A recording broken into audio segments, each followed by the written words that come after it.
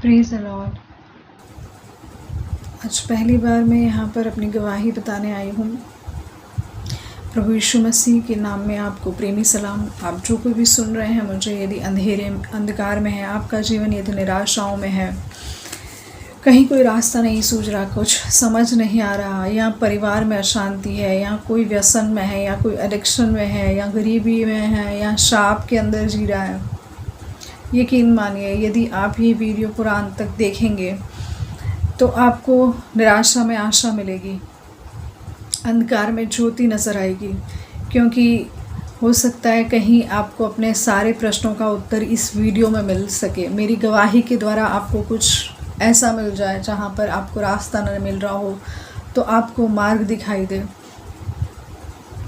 तो मेरी आपसे नम्र निवेदन है कि आप इस गवाही को पूरे अंत तक देखिए, सुनिए और सबसे शेयर कीजिए। मैं गुजरात से हूँ और पहली बार मैं ये गवाही को दे रही हूँ। मुझे नहीं पता है कैसे शुरू करना है, कैसे क्या बोलना है, लेकिन फिर भी मैं परमेश्वर के नाम की महिमा इस गवाही के थ्रू करना चाहती हूँ। इस वचन में जब मैं बंधुआई के अंदर थी तब परमेश्वर ने मुझे बंधुआई में से, और मेरे माता पिता और मेरा पूरा परिवार हिंदू में है, आज भी है, लेकिन परमेश्वर ने मुझे गर्भ ही से चुन लिया। उसके चुने जाने की वजह से आज मैं मसीह के अंदर हूँ। मैं नहीं जानती थी, यीशु मसीह का सिर्फ नाम जानती थी, मुझे नहीं पता था यीशु मसीह कौन है। मेरे पिता के 4 संतान हैं, चारों लड़कियां हैं, उसमें मेरी दूसरी संतान हूँ। और मैंने 18 साल की उम्र में शादी कर ली, और वो भी भाग कर, बिना मेरे माता पिता की मर्ज़ी के। उन्हें दुखी भी किया, वो बहुत नाराज़ हुए, बहुत कुछ हुआ। तब पहले ही दिन मुझे पता चला मेरा फ़ैसला गलत था। मैं वापस आना चाहती थी, लेकिन वापस आने के लिए मैंने अपने लिए खुद के रास्ते बंद कर दिए थे। उस दिन मेरे माता पिता का प्रेम भी मुझे पता चला, लेकिन ज़िद का फ़ैसला था, इसीलिए मैं कुछ नहीं कर पाई और वापस नहीं लौट पाई। और पहले ही मंथ में मुझे लगा कि मेरे सारे फ़ैसले शादी को लेकर गलत थे, और मुझे पता चला कि मेरा पति एडिक्ट है, उससे शराब पीने की आदत है। शुरू में तो वो सिर्फ रात को ही पीता था, उसके बाद उसकी आदत वो बढ़ती गई। जैसे जैसे दिन बीतते गए, बच्चे हुए, तब भी उसका पीना बढ़ता गया, उसका पीना कम नहीं हुआ। उसकी आदत बिल्कुल सुबह दोपहर शाम सिर्फ एक ही काम उसे सूझता, पीना। ना उसका काम में मन था, ना किसी बात में। और इससे भी अधिक पीना तो दूर है, उसने मुझे सताना, शारीरिक रीति से, मेंटली, फिज़िकली, हर तरीके से उसका मुझे टॉर्चर करना। तब भी मैंने कभी अपनी बातें, अपने दुख, अपनी ताड़नाएँ जो मुझे सताया गया वहाँ पर किसी से कभी बांटा नहीं, ना माँ बाप को बताया। 7 साल वहाँ पर निकाले। 7 साल में मैं सिर्फ रोती रही और सिर्फ शांति ढूंढती रही। अंधकार था हर जगह, मुझे कोई रास्ता नहीं सूझ रहा था। मेरे घर के दरवाज़े मैंने खुद बंद किए थे, इसीलिए यहाँ पर आने की वापस मैंने कभी हिम्मत ही नहीं की कि मैं किसी को बताऊँ कि मेरे जीवन में क्या है। जब भी घर वाले पूछते कैसी हो, मैं हमेशा कहती मैं ठीक हूँ। इस बीच मैंने हर मंदिर में, हर जगह पर, हर बाबाओं के पास या तांत्रिकों के पास गए और उनके लिए इलाज पूछा कि वो कहीं से ठीक हो जाए। आखिर में अंत हुआ, एक डी एडिक्शन सेंटर में मैं पहुंची, और वहाँ पर मैंने एक व्यक्ति को देखा जिसके ऊपर सिर्फ प्रकाश चमक रहा था, और उस प्रकाश को देखकर मुझे लगा कि इसके अंदर कुछ अजीब है, जिसकी वजह से मुझे लगा कि यहाँ पर शायद मुझे अपने जीवन का रास्ता मिले, और मुझे उससे जानने की इच्छा हुई, लेकिन मेरी हिम्मत नहीं थी कि मैं उससे बात करूँ। उसके कैबिन में एक बाइबल पड़ा था। एक दिन उसका कैबिन खाली था और मैं गई उधर, उस काली पुस्तक को मैंने देखा और मैंने उसे उठाकर पढ़ना शुरू किया। जब उसे पढ़ना शुरू किया तब मुझे लगा कि परमेश्वर है कोई जो मुझे जानता है, जो जीवित है, जो मेरी सुन रहा है और मुझसे बात कर रहा है उस पुस्तक के थ्रू। क्योंकि जो मेरी ताड़नाएं हुई थी, जो मेरे साथ हुआ था, वो सब कुछ उस पुस्तक में मानो मेरे लिए लिखा गया है। और वो पढ़कर मुझे बहुत आश्चर्य हुआ कि मेरे बारे में कैसे इसमें लिखा है, कि जैसे परमेश्वर मुझसे खुद बात कर रहा है। वो पढ़कर मुझे एक अजीब प्रकार की सुकून और शांति मिला, और ऑल ऑफ सडन कोई अंदर आया। तब मैं थोड़ा डर गई और घबरा कर मैं वहाँ से निकलने की कोशिश किया। तो भाई ने पूछा, क्या आप पढ़ेंगी? मैंने बोला हाँ। और मैंने उस पुस्तक को से लेकर पढ़ना शुरू किया और मुझे लगा कि कोई मुझसे बात कर रहा है और सच में मुझे कोई सुनने वाला है। उस दिन के बाद वहाँ से मेरा पति डी एडिक्शन सेंटर में था, लेकिन वहाँ से भी भाग गया। वो अपने घर गया और मैं अपने घर आ गई।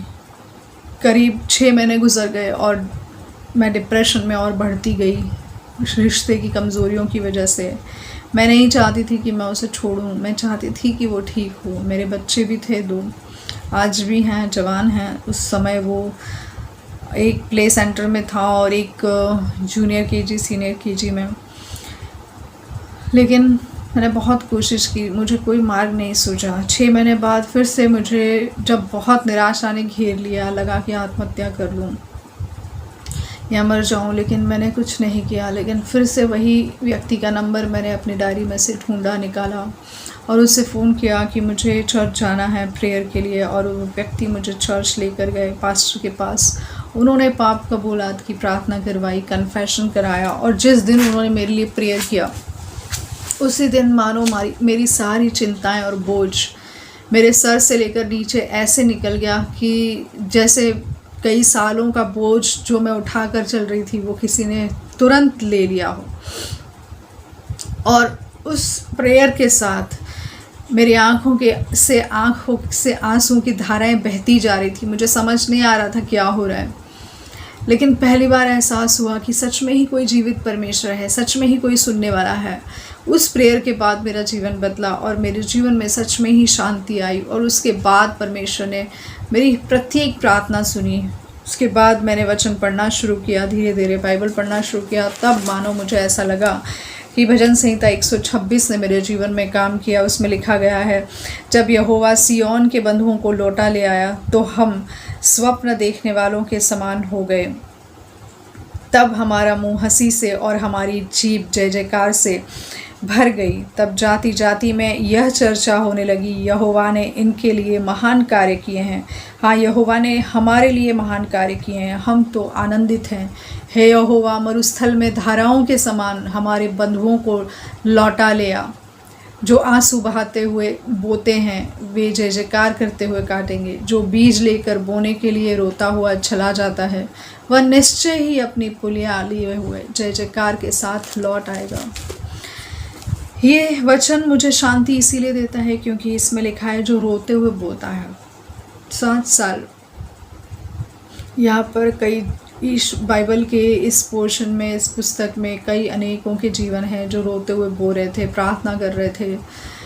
लेकिन मैं तो मूर्तियों के आगे रो रही थी। लेकिन मूर्तियों के आगे भी मैं रो रही थी तो मैं जीवित परमेश्वर को तब भी ढूंढ रही थी। उन 7 सालों के बीच में जो भी ताड़नाएं हुई, जो कुछ भी हुआ, उसमें भी मैंने प्रभु यीशु को ढूंढने की कोशिश की। ऐसा नहीं है, मैंने सिर्फ यही कहा कि कोई जीवित परमेश्वर है जो मुझे इस अंधकार के जीवन में से, इस दलदल में से कोई तो मुझे निकाल ले। तब मुझे ये रास्ता मिला। मैं परमेश्वर का सच में ही धन्यवाद करती हूँ कि वो मेरे जीवन में आया, मुझे शांति दिया, मुझे खुशी दिया। 2003 में वो मेरे जीवन में आया और आज 2020 है। इस 2003 से लेकर 20 तक परमेश्वर के साथ जो सुकून, जो शांति, जो आनंद है वो कहीं नहीं है। मुझे नहीं पता कि बिना जॉब के, बिना काम के कैसे मेरे बच्चे बड़े हुए, कैसे मेरे जीवन में शांति आई, कैसे सब कुछ हुआ। परमेश्वर ने सारी चीज़ें बदल दी। मेरे माता पिता को बदला, उनके स्वभाव को बदला, एजुकेशन दिया, मेरे बच्चों को अच्छा एजुकेशन मिला। जबकि मैं सोच के निकली थी कि मैं रोटी भी नहीं खा सकती, मेरे जीवन में कुछ बचेगा ही नहीं, मेरे जीवन में कुछ है ही नहीं, इसीलिए मुझे और मेरे बच्चों को जीना ही नहीं चाहिए। इवन मैं अपने बच्चों से इतनी नफ़रत करती थी क्योंकि वो मेरी वो संतान थे जिन्हें मैं नहीं चाहती थी। मैं नहीं चाहती थी कि मैं गर्भ धारण करूं या मैं किसी बच्चों की माँ बनूं। लेकिन फिर भी परमेश्वर ने वो बात भी, वो श्राप भी मेरे जीवन से दूर किया और आज मैं अपने बच्चों से इतना प्रेम करती हूँ कि उनके बिना मैं नहीं रह सकती। ये परमेश्वर ने मेरे जीवन में वो प्रेम डाला। लेकिन मेरे जीवन में फिर भी मेरे पति के लिए माफ़ी कभी नहीं आया। 2018 में उसके लिए माफ़ी आया और जिस दिन मैंने उसे माफ़ किया उसी दिन परमेश्वर ने उसे उठाया। मैं धन्यवाद देती हूँ कि माफ़ करना हमें परमेश्वर सिखाता है। परमेश्वर यदि हमें सामर्थ्य न दे तो हम किसी को माफ़ नहीं कर सकते। वो मेरे जीवन में आया 2012 में। मेरे पिता का कुछ ब्रेन का अटैक हुआ। वो ब्रेन अटैक स्ट्रोक की वजह से वो भी बीमार हुए और उसके साथ मेरी बुआ जो विश्वास में थी वो भी बीमार हुई। जबकि मेरी बुआ मेंटली स्ट्रेस रहती थी, उन्हें भी अटैक्स आते थे और वो भी परमेश्वर के साथ थी, परमेश्वर में जीवन बिताती थी, वचन पढ़ती थी। वो जो मांगती, वो जो बोलती, वो सब कुछ परमेश्वर उनके अकेले के जीवन में पूरा करता। वहाँ मेरी बुआ बीमार हो गई, यहाँ पर मेरे पिताजी। जब मेरी बुआ को पता चला कि पिता बीमार हैं तब उन्होंने मुझे कहा, तुम परवाह मत करो, हम प्रार्थना करेंगे, परमेश्वर उन्हें चंगाई देंगे। वो 2008 या 9 की बात है करीब।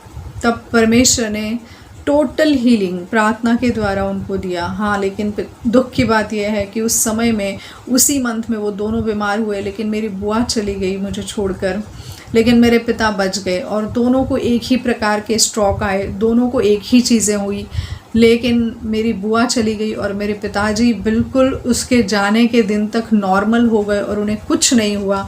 वो चलने फिरने लगे, उनके लकवे का वो स्ट्रोक्स जो ब्रेन में आए थे वो गायब हो गए। जब मैंने जितनी बार प्रार्थना किया, सिर्फ वही नहीं, उसके बाद पिताजी जीवित रहे। उसके बाद दोबारा उनको अटैक आया, दोबारा वो बीमार हुए, लूज़ मोशन हुए, दोबारा हॉस्पिटल में एडमिट हुए। वो मृत्यु की बेड पे थे, तब भी प्रार्थना किया 2012 में। डॉक्टर ने बोला अब ये नहीं रहे, आप अपने रिलेटिव्स को बुलाओ। मैं नहीं जानती थी कि क्या करूं, इसलिए मैंने उनको मना किया कि आप किसी को मत बताओ, मेरे पिताजी उठेंगे, ज़रूर उठेंगे, मैं प्रार्थना करूंगी। मैं आईसीयू में गई, डॉक्टर की परमिशन लिया, प्रार्थना किया और मेरे पिताजी सच में ही दूसरे दिन सुबह को उठे। वो उठने के बाद करीब वो 6 महीने और ज़िंदा रहे और उनका उद्धार होने के बाद उनका डेथ हुआ। लेकिन मैं परमेश्वर का धन्यवाद करती हूँ कि उनका डेथ तक वो परमेश्वर को स्वीकार किए थे, परमेश्वर को उन्होंने कबूला था। सच में ही प्रभु महान है। परमेश्वर ने मेरे पिता को बदला, मेरी माँ को बदला। प्रभु यीशु ने आज मेरे जीवन में सिर्फ शांति दी है, सिर्फ प्रेम दिया है, सिर्फ सुकून दिया है जो और कोई नहीं दे सकता। उसके बाद अभी कुछ 1 साल पहले ही एक बहन थी जो वेंटिलेटर पे थी, जो 7 महीने की प्रेगनेंसी की हुई थी, उसके लिए प्रार्थना करने गए। वो बहन बच गई और उनकी प्रेगनेंसी भी, डिलीवरी भी नॉर्मल हुई और उनका बच्चा भी आज स्वस्थ है, उसे भी 1 साल हो गया। उसके साथ एक और बहन को अटैक आया, वो भी वेंटिलेटर पर थे, आज वो भी जीवित हैं। तो मैं जब से परमेश्वर में आई तब से परमेश्वर ने सिर्फ मेरे जीवन को नहीं बदला, मेरे द्वारा कईयों के जीवन को बदला, मेरी प्रार्थनाओं को सुना। यदि परमेश्वर प्रार्थना न सुने तो वो परमेश्वर कैसा। 7 साल मैंने किसी पत्थर की पूजा की, किसी मंदिर में गई, ऐसा कोई मंदिर नहीं छोड़ा, लेकिन मुझे कहीं परमेश्वर नहीं मिला। सिर्फ मिला तो बाइबल में, और सिर्फ वही सत्य है और वही मार्ग है और वही जीवन है। उसको छोड़ इस जगत में कोई परमेश्वर है ही नहीं जो आपकी प्रार्थना सुने, आपको आपके अंधेरे में से निकाले। यकीन मानिए, एक बार यीशु पर विश्वास करके देखिए, आपके अंधेरे, आपके जीवन से डिप्रेशन, मेंटल स्ट्रेस, सारी बीमारियां यीशु दूर कर सकता है। ऐसा वचन कहता है मत्ती 10:1 में कि उसने अपने शिष्यों को अधिकार दिया है बीमारियों पर और अशुद्ध आत्माओं पर कि तुम निकाल सकते हो। जो कोई उस पर विश्वास करता है उसे नया जीवन मिलता है। उसका वचन कहता है कि हे बोझ से दबे हुए लोगों, मेरे पास आओ, मैं तुम्हें विश्राम दूंगा। तो यदि आप जो वीडियो देख रहे हैं, यदि आप बोझ में दबे हुए हैं, यदि आपके घर में दुख है, अशांति है, आप उसके पास आकर देखिए, आपको ज़रूर शांति मिलेगी। आप उससे जीवन पाएंगे और वो जीवन आनंद का जीवन होगा और कुछ नहीं होगा। प्रभु यीशु के नाम से आप सारे लोग आशीर्वादित हों। मैं धन्यवाद करती हूँ कि आपने मेरी इस टेस्टमनी को सुना। मैं चाहूँगी कि आप इसे शेयर करें और इस वीडियो को सब्सक्राइब ज़रूर करें। धन्यवाद।